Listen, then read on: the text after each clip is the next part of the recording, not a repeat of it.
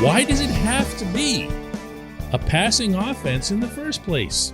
Yeah, I know what decade it is, but I also know that there have been teams that have set themselves up to be run heavy and have gotten away with it. Good morning to you. Good Friday morning. I'm Dejan Kovacevic of DK Pittsburgh Sports. This is Daily Shot of Steelers. It comes your way bright and early every weekday.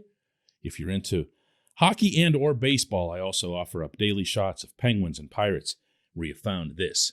If you think about the constitution of the AFC North alone, you've got yourself one offense that everybody wants to have, and that's Cincinnati's because they have the star glamour quarterback. But you've also got Cleveland that focuses way more on the run, as the Browns should with Nick Chubb back there.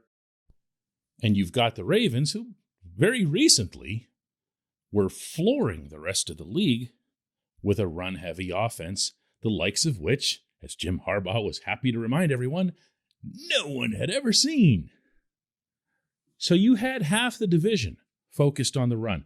If you look around at the rest of the league, it's not common, but it exists. Tennessee stands out in this regard. Why? Because they got themselves a Derrick Henry. Not everybody has a Derrick Henry, but the Titans do. The Colts have a running back. Everyone believes in that running back. Jonathan Taylor might actually be better than Derrick Henry, and I don't say that lightly. The Colts are a team that's pretty much ready to jettison Carson Wentz. Actually, rewinding here a bit, I'm not so sure the Titans wouldn't feel the same way about Ryan Tannehill. Both of those teams will remain rooted in the run. Why? For the most part, it's because they already have exceptional running backs. They already have the hardest single part to find in that equation. Which brings me to the Steelers, and of course the accompanying sigh, because it's not that simple. We did see signs from Najee Harris over his rookie season. We saw real encouragement, especially later on, and I would stress here, in fairness to the kid, that the fact that we saw that coming so much later in the year is encouraging in and of itself, because it shows you he could handle the wear and tear of a season unlike any he'd had to deal with in his life, playing 18 total games. We also saw him deal with and improve upon some of his own shortcomings. He'd see a hole, and instead of constantly waiting on it, he'd start nailing it. He'd start going through it. But more than anything, way at the top of Najee's list, we saw him overcoming an offensive line that had absolutely no idea what it was doing. But what if the offensive line had some idea of what it was doing?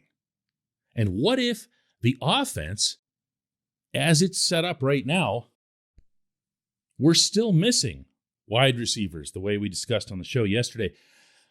And if it were still missing a top-shelf quarterback, as it almost certainly will be, why not just focus on what you got and build up the offensive line?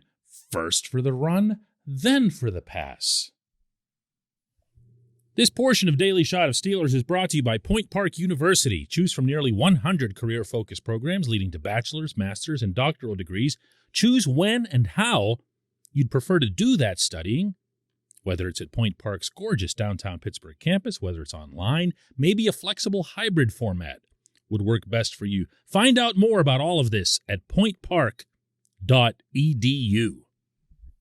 Look at it this way. The Steelers need an offensive line one way or the other, right? Well, they've got some pieces, I believe, at least a couple of pieces that you could put into place and have a decent run-blocking line. Anyone who's played the position, probably at any level, meaning offensive line, will attest that run blocking's a lot easier. Not physically, but mentally. Because all you got to do See your guy, hit your guy, knock him on their rear end. I mean, there's a lot more to it than that, but that's the essence of it. It's not about crossing over and pulling and mixing and matching or zoning or whatever else. It's just, here's me, here's you, and there's you on your wallet. I remember when Kevin Dotson was inserted as a starter in 2020 when Matt Filer got hurt, and he was spectacular. Everybody was singing about him. Know why? All he was doing was run blocking. Nobody overcomplicated anything for him. They were afraid to overload him with information. This past summer comes along. There's a whole bunch of young offensive linemen at hand, and they decided that was the time to get all intricate. And you saw the results. But if you teach these guys to run block, if you keep it basic, and you get some results, and you get Najee more than, 1.5 yards per carry, then you've got something. You've got something that allows you to utilize your offense with at least one component of confidence. You've got something that utilizes the first round pick that you made in 2021. You've got something that gives a break to whoever your quarterback is. If you think back over Mason Rudolph's starts in the NFL, ask yourself how often he was accompanied by a really solid running game. I actually, as I say that out loud here, I wouldn't mind sitting down and doing the research because I just kind of blurted that out. But I'll bet it's not great. I'll bet you've never seen him operating within a sound running game that backs the safeties off a little bit, that gets opposing defenses to be a little bit more honest instead of just being able to load all their guns and aim in his direction. I think this idea is worth exploring. I am not coming close to suggesting it would be easy. I am not anywhere near saying this current offensive line could pull that off. What I am saying is that it might benefit everyone if this were the focus. This team is still going to go absolutely nowhere with a running attack that's in the bottom three of the league. That's where it was in 2020. That's where it was again in 2021, even with Najee going to the Pro Bowl. Why skip ahead to try to solve another problem before you've solved the first? When we come back, just one question.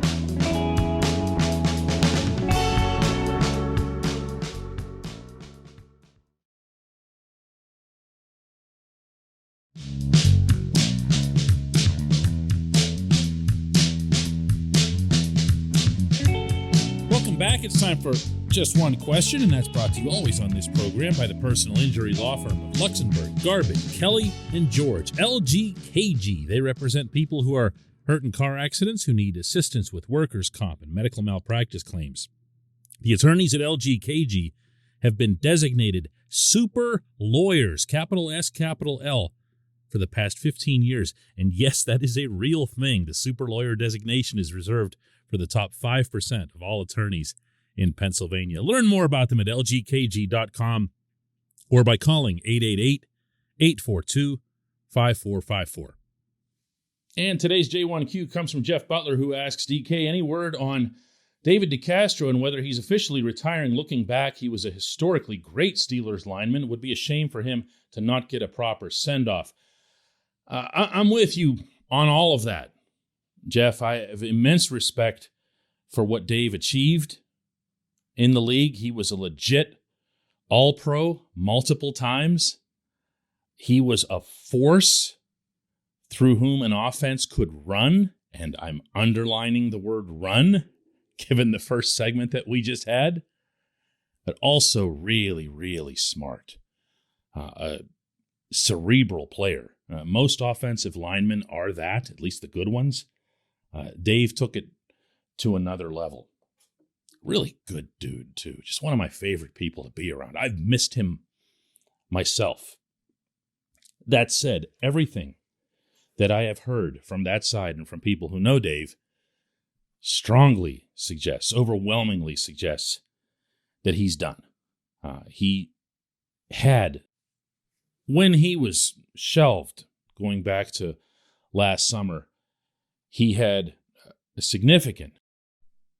He also had troubles with a knee. He had troubles with an abdominal pull. There comes a point, any athlete will tell you, where they get enough signals that they know it's time. That position does not lend itself to hanging around for very long. For every Andrew Whitworth who could stand up there the way he did in Los Angeles last week and say, I'm 40 years old, for every one of him, there's a million of everyone else. It's a grueling, demanding, punishing job. I don't see Dave coming back. I don't see him being an option. And you know what else? As long as we're at it, because other names come up occasionally. Do you think so-and-so could come back? This guy or that guy from the Steelers past. And I don't. I say this with immense respect for all of these guys. But that group had its run.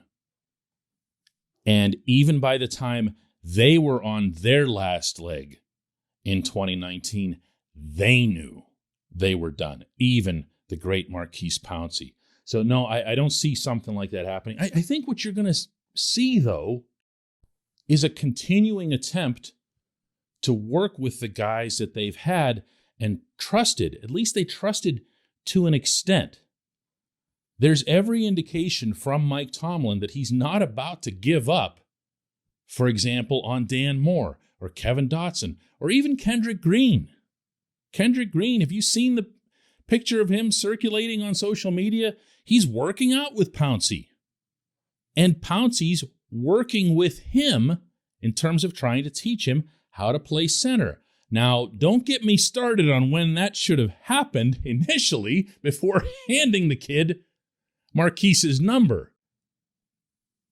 And at right tackle, you've got to make a tough choice, I think, in terms of whether or not you want to approach Chuks Okorafor and try to keep him. And at right guard, I just don't believe there's an answer in any form internally. You're not going to bring Trey Turner back. So you got to go out and get somebody. You're going to have to spend. This goes back to what I talked about in the opening segment. None of this is going to be a magic wand and declare yourself a running team and then just go ahead and do it. You're going to have to build it. And you got to build it up front. That's a process that should have begun with a lot more urgency last summer. Now they went and paid the price for it. Going to have to do a lot better this time around. I appreciate the question. I appreciate everyone listening to Daily Shot of Steelers. And we'll be back with another one on Monday.